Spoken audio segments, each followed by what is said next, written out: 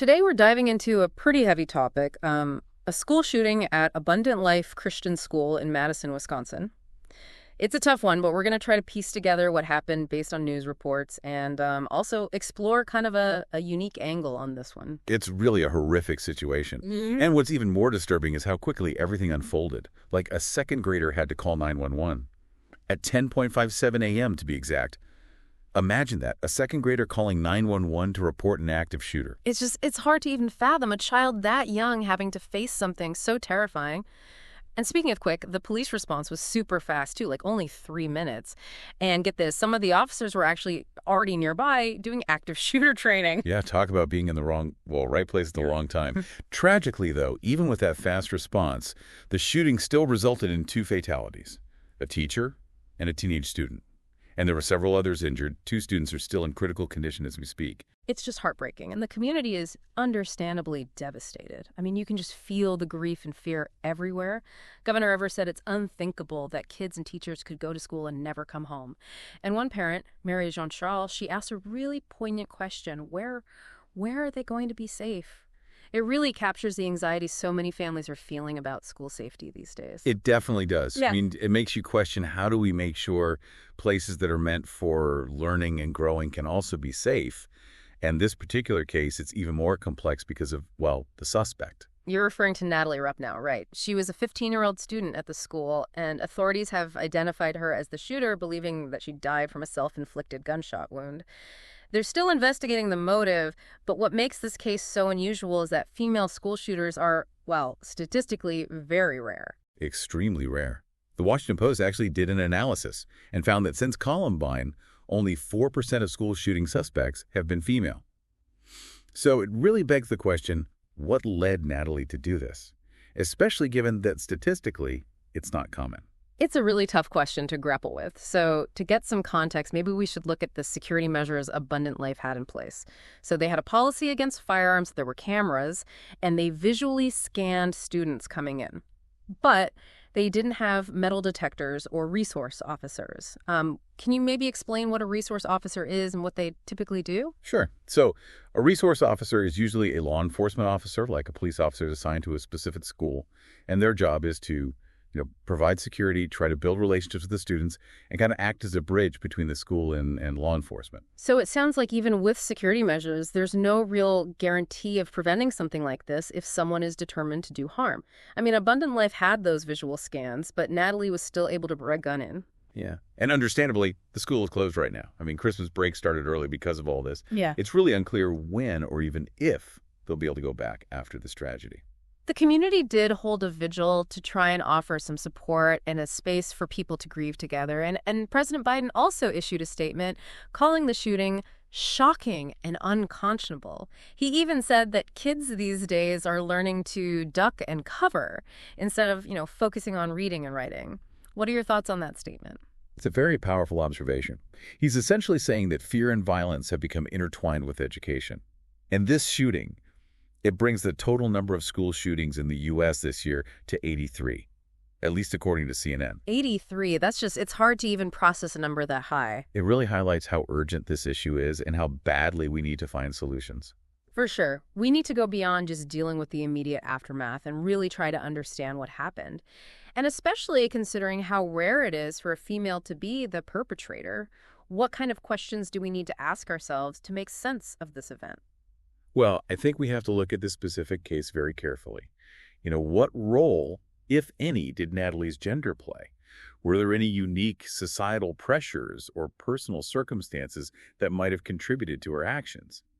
This case, with its, unusual perpetrator, it presents a real chance to explore some new avenues for understanding and hopefully prevention.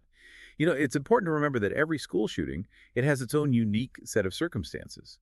But you often see some common threads running through them. Like what kind of common threads are we talking about here? Well, in a lot of cases, there are warning signs, even though sometimes they're not super obvious, like mental health struggles, maybe the person is really isolated socially, or even a fascination with violence. And with Natalie, we just don't have all that information yet, right? The investigation's still going on. Exactly.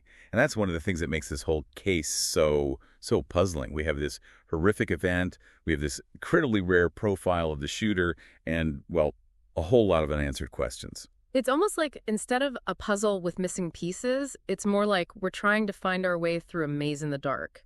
That's a really good way to put it.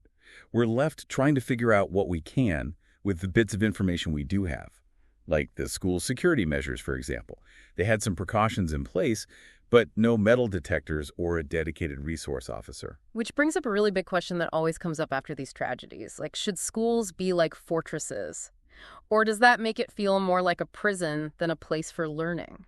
It's a really complicated question, and there are some good points on both sides. Some people say increasing security with things like metal detectors and armed guards, that's the best way to stop this from happening. But then others worry that it creates this really tense, prison-like atmosphere, and that could actually make students more anxious and afraid.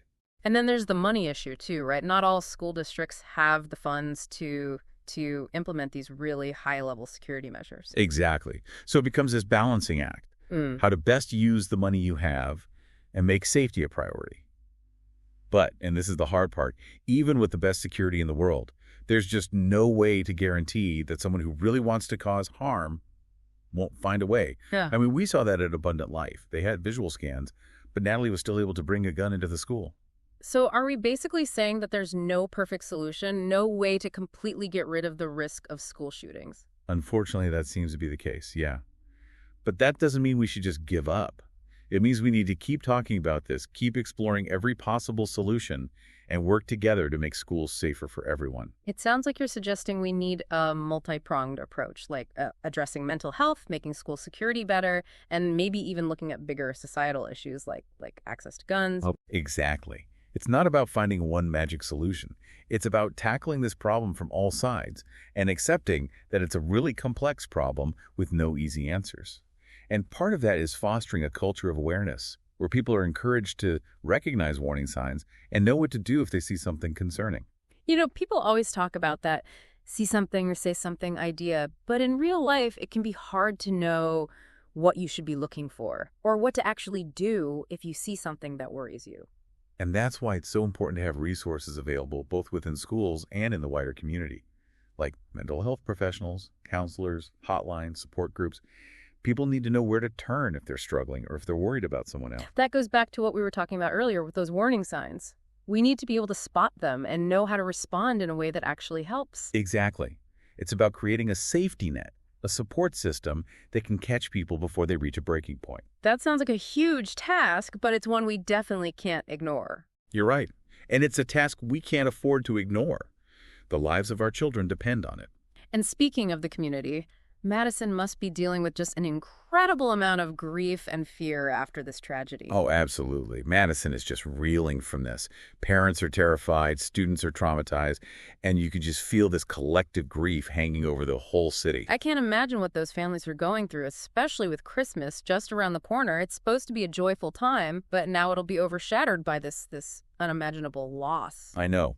And this is where the community support is more important than ever.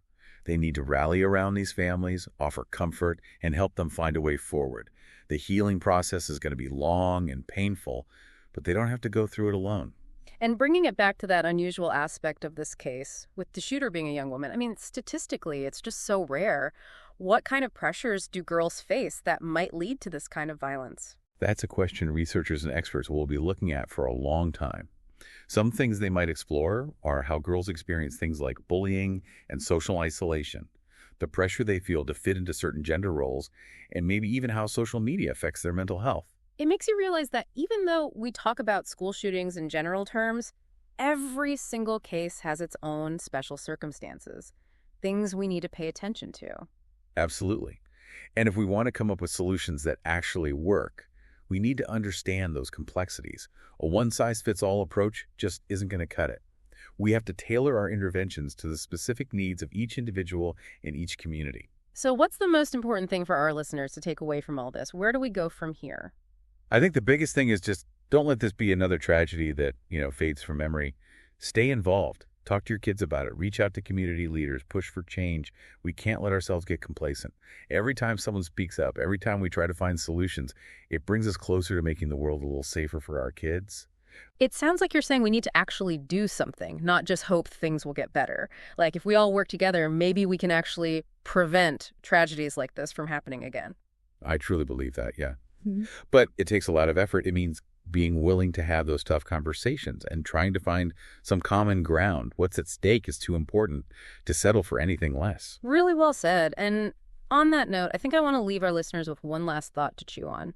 We've been talking about how rare it is for a female to be the shooter and about the kinds of pressures they might be facing.